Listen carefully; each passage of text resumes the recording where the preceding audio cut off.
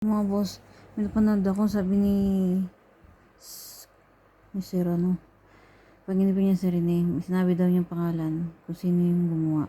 Ka-teammate daw, hindi daw yung isa.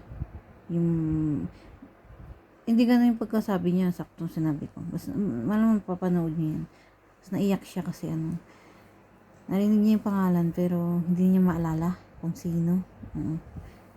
3 beses daw sinabi sa kanya o 2. Alam mo niyo mga boss, yung nanay ko nung nadedo, dumalaw yan sa panaginip ko. Yung ibang sinabi niya naintindihan ko, yung iba hindi na. Kaya itong lalaki, nagsasabi ng totoo. Kasi naranasan ko din yan eh. May sinasabi sa'yo yung nadedo, pero hindi mo, yung iba niya sinabi, hindi mo maalala. Oo. Papatunayan ko dyan, totoo yung sinasabi niya na dumalaw sa kanya. Oo.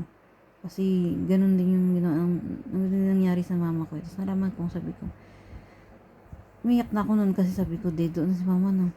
Kasi dumalaw nga ganun. O, yung iba naalala ko yung sinabi niya, yung iba hindi. Tapos, parang narinig mo na lang, wow, ganun na lang sa huli. Hindi mo din malinaw. Parang may signal, na cut na, ganun.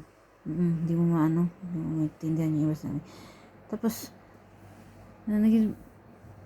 naginip ako tungkol kay Rene. Naka-blue jersey siya. So, nag-usap kami. Napatingin kami sa pinto.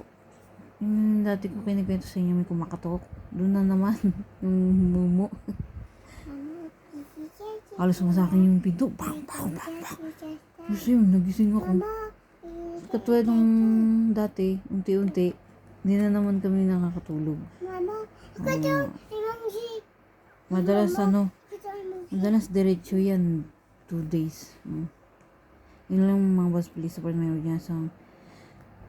Bye. Marinate siya.